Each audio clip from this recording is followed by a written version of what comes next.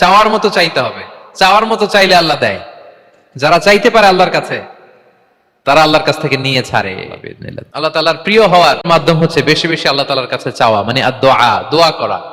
বিষ্ণু সাল্লাল্লাহু আলাইহি ওয়াসাল্লাম বলেন, আদ-দুআউ মুখুল ইবাদা, দোয়া হচ্ছে ইবাদতের নির্যাস।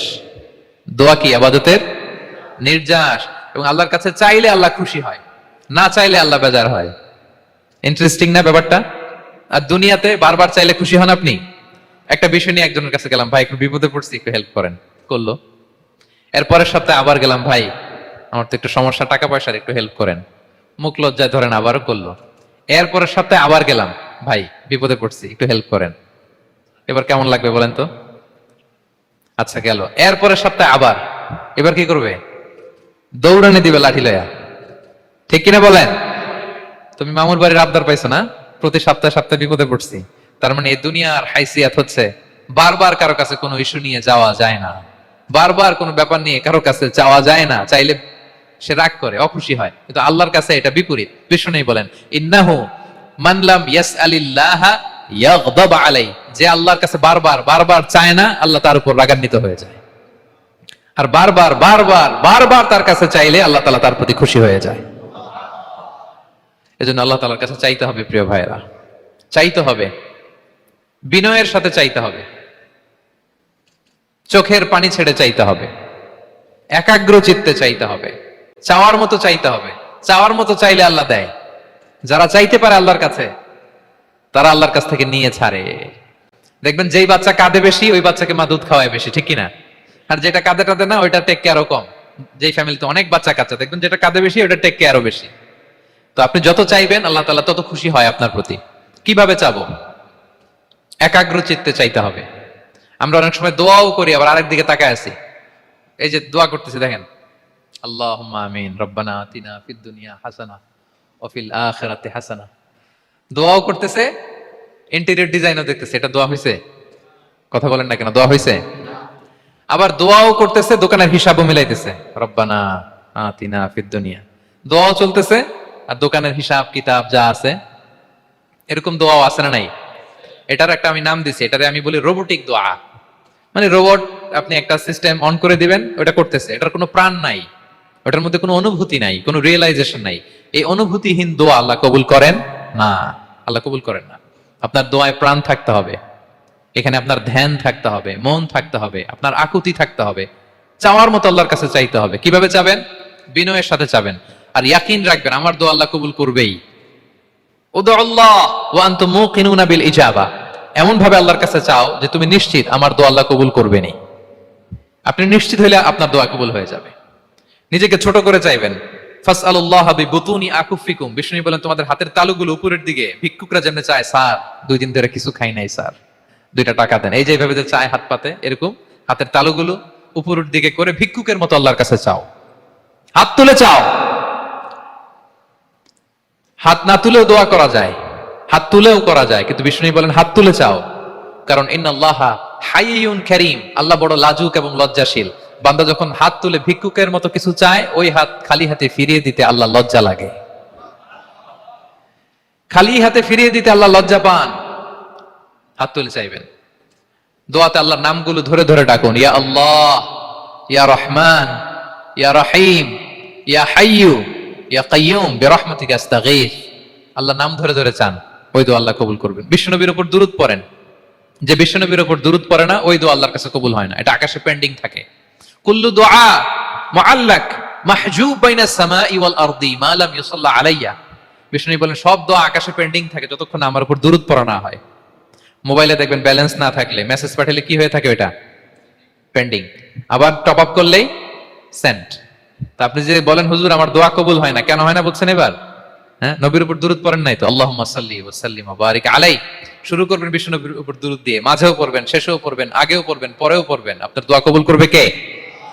একাগ্র চিত্তে চাইতে হবে আল্লাহ তাআলার কাছে। ইফতারির আগে দোয়া কবুল হয়, দোয়া করবেন। বৃষ্টি যখন পড়ে দোয়া কবুল হয়, দোয়া করবেন। আর দুআউ মুস্তাজাবা বাইনাল আযানি ওয়াল ইকামা, আযান ইকামতের মাঝখানে দোয়া করলে দোয়া কবুল হয়। আম্মা আব্বা দোয়া করলে দোয়া কবুল হয়। হজ থেকে যে রিসেন্ট ফিরে আসছে তার কাছে যে দোয়া চাবেন, দোয়া করলে দোয়া কবুল হয়। খাতমুল কোরআনের পরে দোয়া করলে ওই দোয়া কবুল হয়। মাজলুম দোয়া করলে ওই দোয়া আল্লাহ ফেরায় না। আমরা যেন বেশি বেশি দোয়া করি। সেজদা দিব, কোরআন বলল আর হাদিস বলল।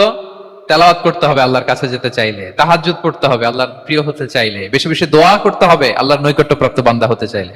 আর কি করব? বেশি বেশি জিকির করতে হবে আল্লাহর, সুবহানাল্লাহ, আলহামদুলিল্লাহ, লা ইলাহা ইল্লাল্লাহ, আল্লাহু আকবার, এগুলো পড়বেন। আস্তাগফিরুল্লাহ বেশি বেশি পড়বেন। নামাজ শেষে 33 বার সুবহানাল্লাহ, 33 বার আলহামদুলিল্লাহ, 33 বার আল্লাহু আকবার। এরপর 3 33 এর 99, 100তম মিলাবেন এইভাবে, লা ইলাহা ইল্লাল্লাহু ওয়াহদাহু লা শারীকা লাহু, লাহুল মুলকু ওয়া লাহুল হামদু ওয়া আলা কুল্লি শাইইন কাদির। পড়েন, আপনারা পড়েন, সবাই পড়েন। বিষ্ণু বলেন নামাজের পরে যদি 33 বার সুবহানাল্লাহ, 33 বার আলহামদুলিল্লাহ, 33 বার আল্লাহু আকবার, এরপরে 100তম বার লা ইলাহা কেউ পড়ে, তার যদি সাগরের ফেনা পরিমাণ গুনাহ থাকে আল্লাহ তাআলা তার সব গুনাহ মাফ করে দেয়। প্রত্যেক ফরজ সালাতের পরে আয়াতুল কুরসি পড়বেন। পড়েন আপনারা? কোরআনের সবচেয়ে দামি আয়াত। বিশ্বনবী বলেন মান ক্বারা আয়াতাল কুরসি দুবরা কুল্লি সালাতিন মাকতুবাতিন লাম ইয়ামনাহু মিন দুখুলিল জান্নাতি ইল্লাল মাউত। প্রত্যেক ফরজ নামাজের পরে আমার যে বান্দা আয়াতুল কুরসি পড়ে তার জান্নাতে ঢোকার ক্ষেত্রে আর কোনো বাধা থাকে না, একটা জিনিস ছাড়া, সেটা হচ্ছে মরণ। লোকটা মরে না তাই জান্নাতে যায় না, মরলেই জান্নাতি। আরো আস্তে সুবহানাল্লাহ পড়বেন, পড়বেন আয়াতুল কুরসি। আমরা যেন জিকির গুলো বেশি বেশি করি। 5 নম্বরে চ্যারিটি, as-সাদাকাতু তারুদ্দুল বালা। সাদাকা আপনার বিপদ মুক্ত করে, আপনার ছেলে মেয়ের নিরাপত্তার জন্য, আপনার জানের নিরাপত্তার জন্য, আপনার ব্যবসার নিরাপত্তার জন্য মুক্ত হস্তে দান করুন। ব্যবসায় বারাকা দিয়ে দিবে কে? সুযোগ হলে গোপনে দান করুন। 7 শ্রেণীর ব্যক্তিকে আল্লাহ তাআলা আরশের নিচে ছায়া দিবেন। এর মধ্যে 1 শ্রেণীর ব্যক্তি হচ্ছে রজুলুন তাসাদ্দাকা বিসাদাকা ফাআখফাহা, যে গোপনে দান করে, হাত্তা লা তা'লামু শিমালুহু মা তুনফিকু ইয়ামিনু, এত গোপনে দান করে যে তার ডান হাত কি দান করেছে বাঁ হাত সেটা টের পায় না। গোপন দান আল্লাহর রাগ কমায়, গোপন দান আপনাকে বিপদ মুক্ত করে, গোপন দান কিয়ামতের দিন আল্লাহর সুশীতল আরশের নিচে আপনার সিটকে কনফার্ম করে। দান করবেন তো সবাই। মদিনার সবচেয়ে গরীব সাহাবী বেলাল রাদিয়াল্লাহু তাআলা আনহু গায়ের জামাটা নিয়ে শুধু হিজরত করেছেন, উনাকেও বিশ্বনবী বলেন আনফিক বেলাল, বেলাল দান করো, লা তাখশা মিন যিল আরশি ইখলালা, আল্লাহর ধনভাণ্ডারে কমতি নাই, ঘাটতি নাই, ভয় পাও না, আল্লাহ তোমার বাড়ায় দিবে। কিছুই নাই বেলালের। মুমিনরা সচ্ছল অবস্থায় অসচ্ছল অবস্থায় সব সময় দান করে। সচ্ছল অবস্থায় বেশি দেয়, অসচ্ছল অবস্থায় কম দেয়, কিন্তু দেয় দেয়, তারা দান করে।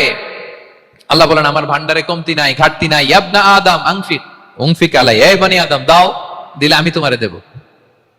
হাত খুলে দাও, আমি তোমারে দেব। লাউ আন্না আউওয়ালাকুম ওয়া আখিরাকুম ওয়া ইনসাকুম ওয়া জিন্নাকুম কামু আলা সাঈদিন ওয়াহিদ, পৃথিবীর সব মানুষগুলো যদি এক মরুভূমির মাঝখানে দাঁড়ায়, দাঁড়িয়ে আমি আল্লাহর কাছে চাইতে থাকে চাইতে থাকে চাইতে থাকে, আমি আল্লাহ যদি তাদের যার যা চাওয়া আছে সবও দিয়ে দেই, আমি আল্লাহর ধন ভান্ডারের 1 ইঞ্চিও কমবে না। তবে হ্যাঁ, কমতে পারে। কতটুকু কমতে পারে? হাদিসে বিষ্ণু ইসলাম বললেন সুই দিয়ে যদি সাগরের পানি একটু কমানো যায়। কথা বুঝেন? সুই আছে না, সুই, নিডেল, চিনেন তো সুই?